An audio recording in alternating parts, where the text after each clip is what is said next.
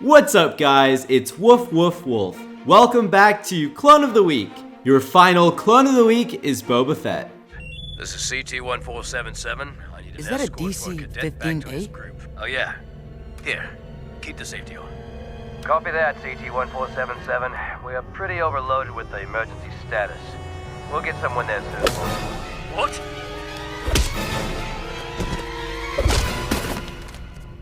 What are you doing? We're brothers. Don't shoot! You're not my brother. After the Battle of Naboo, bounty hunter Jango Fett was recruited by the Sith Lord Darth Tyrannus. He was to be the genetic template for the clone army. Jango agreed for considerable payment, as well as one request, the creation of a clone who did not have any genetic modifications. The first of many clones, Boba Fett was raised by Jango as his son. Boba learned survival skills and became proficient with the blaster as a child. He also learned how to operate the weapon systems on his father's ship, the Slave One, and became familiar with members of the Kaminoan government. Shortly before the outbreak of the Clone Wars, Jedi Knight Obi-Wan Kenobi tracked Jango back to Kamino after a failed attempt to assassinate Senator Padme Amidala. When Kenobi arrived on Kamino, the Kaminoans revealed the clone army to him, and Kenobi requested to meet Jango. Taun We brought the Jedi to the Fett's quarters, where Boba greeted them. Despite being distrustful of the Jedi's presence, Boba allowed them to enter, where Kenobi spoke with Jango about the clones and implied he knew Jango was behind the assassination attempt. Knowing that he had been discovered, Jango and Boba immediately prepared to leave Kamino once Kenobi departed. While loading the Slave One to leave, Kenobi discovered the Fetts attempting to flee and engaged Jango in one-on-one combat, fighting across the ship's landing platform. During the fight, Boba engaged the ship's blaster cannons and fired at Kenobi repeatedly in an attempt to kill him. The pair managed to escape with Boba piloting, though Kenobi managed to attach a tracking device. Jango and Boba made their way to Geonosis, where the Separatist leaders had gathered. While en route, Kenobi caught up with them and engaged in a firefight in the asteroid field. The Fetts were able to evade the Jedi, and Kenobi was able to fake his death while remaining hidden in the asteroid field. Kenobi was eventually captured, as were Senator Amidala and Anakin Skywalker, prompting a team of Jedi led by Master Mace Windu to rescue them. As a battle ensued, Jango joined the fight where his jetpack had become damaged and he was killed by Windu. Boba watched in horror as his father was killed. Once the battle left the arena, Boba made his way into the cleared arena and took his father's helmet, pressing it against his head while swearing vengeance against Mace Windu. After Geonosis, Boba joined a team of bounty hunters including Aurra Sing, Bossk, and Castus to have his revenge against Mace Windu for Jango's death. Boba posed as a young clone trooper cadet with the nickname Lucky, using the fact that he was genetically identical to the other young clones to his advantage. Once aboard, Boba and the other clones were greeted by Windu and Anakin Skywalker before being put through tactical training. Each clone was able to engage in target practice, and they all missed their targets, except for Boba, who was able to use the skills his father taught him to his advantage. Later, Boba slipped away from the other clones and found his way to Windu's quarters, where he quietly installed the tripwire bomb. However, instead of Windu, a clone trooper entered, triggering the explosive, killing the soldier, and forcing the entire ship into alert status. Singh instructed Boba via comlink to sabotage the Endurance reactor core, thereby killing everyone on the ship. But Boba was reluctant to kill everyone, as his only goal was to kill Windu.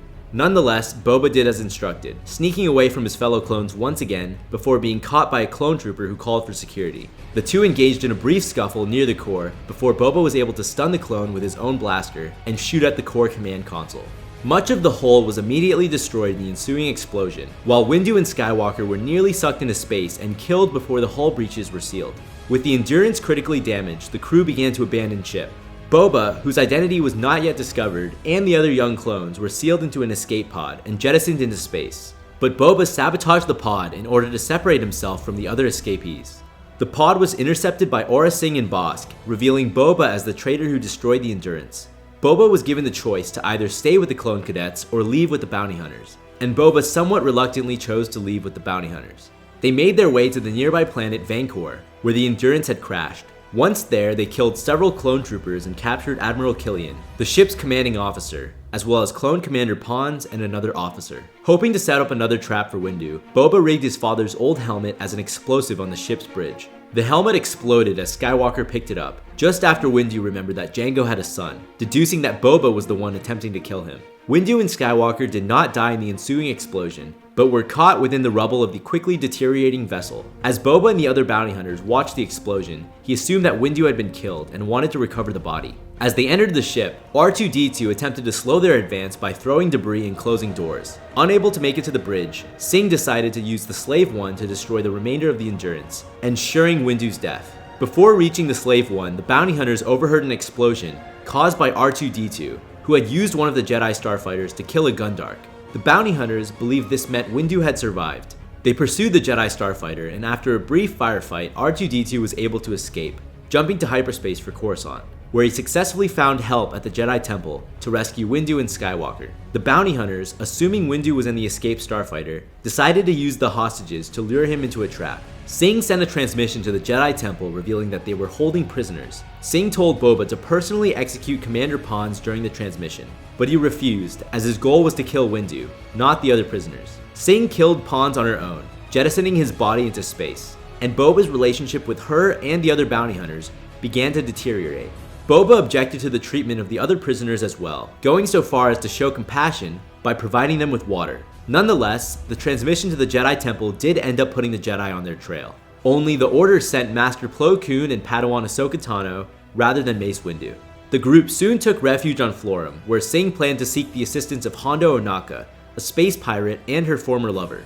Castus contacted a fellow bounty hunter on Coruscant and offered to provide information on Boba and the others. Singh overheard his conversation and executed him, leaving Boba horrified as he began to realize he had made a mistake in teaming up with the bounty hunters against Windu. Despite the betrayal by Castus, it was his transmission to Coruscant that allowed the Jedi to discover Boba and the others on Florum, as Tano had overheard the transmission. The two Jedi arrived on Florum shortly thereafter, where Singh attempted to ransom the prisoners. Both sides ended up attacking one another, with Boba holding a blaster to Plo Koon's head and Tano holding a lightsaber to Aurra Singh's throat. The bounty hunters attempted to escape, but Boba was captured while Singh fled on a speeder.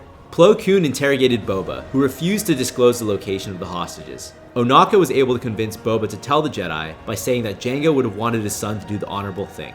The hostages were rescued while Singh managed to make it to the Slave One and began to flee, but Tano damaged it enough to cause a crash. The ship went down in a fiery explosion and the Jedi assumed that Aurra Singh had been killed, but she survived. Boba and Bossk were then sent to Coruscant, where they were to be imprisoned. Windu met Boba upon his arrival, and Boba apologized for his actions, but he vowed to never forgive Windu for killing his father. During his time in prison, Obi-Wan Kenobi faked his death and disguised himself as Reiko Hardeen, and entered the same prison where Boba was being held, to stop an attempt on the Chancellor's life. Kenobi teamed up with Moralo Eval and bounty hunter Cad Bane to escape the prison, in the hopes it would lead him towards the heart of the conspiracy. As part of the escape attempt, Bane paid and encouraged Boba to confront Hardeen, and Boba claimed that Hardeen had cheated him out of a bounty. Boba and Kenobi briefly fought one another before Bossk intervened and started a riot to defend Boba. Bane's plan was successful, and Kenobi eventually went on to help stop the plot against Chancellor Palpatine. Boba left prison shortly thereafter and formed the bounty hunter syndicate Krait's Claw, using Tatooine as his base of operations. As part of the syndicate, Boba hired Bossk, Dengar, C-21 Highsinger, and Latz Razzie. One of the missions they chose to undertake was on Quartzite, where they were to protect cargo on an underground tram from being attacked and stolen by a band of raiders. After Asajj Ventress, a former apprentice of Count Dooku, killed one of their teammates, Boba hired Ventress in his place. The team left Tatooine and proceeded to an orbital elevator station above Quartzite, where they met their employer, Major Rigoso, and received the specifics of their assignment. The crew was to protect the contents of a chest, which would be delivered to the Atua Blank, the ruler of Quartzite, via an underground tram, as the planet's atmosphere rendered delivery via spacecraft impossible. The team embarked on their mission by taking the space elevator down beneath the surface of the planet, where they boarded the tram and made their preparations to defend the chest from the raiders. Most of the Quartzite personnel and bounty hunters were either thrown off the tram or killed by the raiders, and during the struggle, Boba inadvertently knocked the chest over, revealing its contents: a young woman named Pluma Sodi, who had been kidnapped so she could be married to Atua Blank against her will. The leader of the raiders, Crismo Sodi, was her brother. Ventress and Boba, who managed to remain on the tram, argued about the situation after Pluma pleaded with Asajj, who felt sympathy for the girl, as Ventress had also been forcibly taken from her home. Boba, on the other hand, intended to continue with the operation. Ventress used the Force to choke Boba, preventing him from completing the mission. Once the tram arrived at its destination, Ventress delivered the chest to Blank and claimed the bounty, departing before the ruler could discover the chest's contents.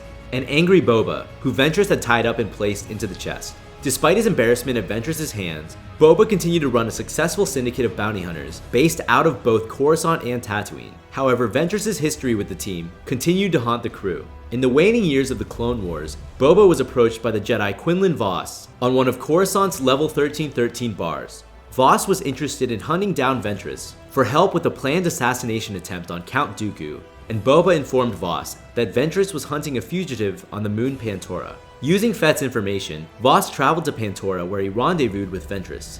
She agreed to train him in the ways of the dark side, but when Vos's attempt to kill Dooku failed, Ventress approached Boba once again at Chalmun's spaceport cantina on Tatooine with the hopes of recruiting a syndicate to rescue her new partner turned lover.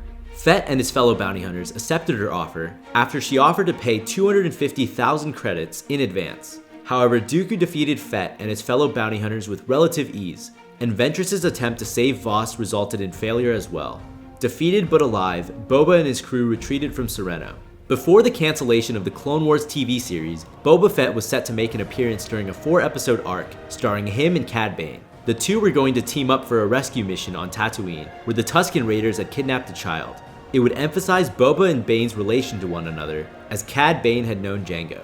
During this arc, Boba would don his green armor for the first time. In a clip revealed during the Animated Origins and Unexpected Fates panel at Celebration Orlando in 2017, Cad Bane and other bounty hunters had ended an insurrection by Fett. To finish it, Boba and Bane engaged in a standoff duel. Just you and me then, Boba Fett. I guess it is.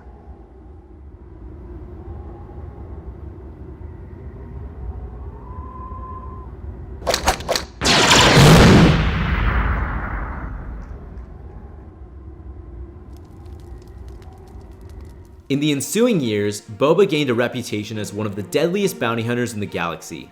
One of his known tactics was disintegrating his adversaries. As his career evolved, Boba inherited his father's Mandalorian armor, rebuilding it in Jango's memory. Fett also took back possession of the Slave One. Boba's armor was also adorned with numerous braids hanging from the shoulder, which he displayed as trophies of his fallen prey. Fett came to develop his own code of honor over the years, and while the bounty hunter took only certain assignments, he would devote himself to these few jobs with fanatical skill.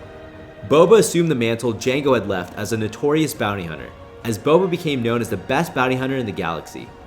We've had a lot of great moments during the second rendition of Clone of the Week, getting to meet the clones and see their end in Clone Wars Season 7. I really hope you guys enjoyed this series. Currently have no plans yet for another series, but do plan on bringing you guys some new awesome Star Wars content. This is WoofWoofWolffe signing off, and as always, woof woof.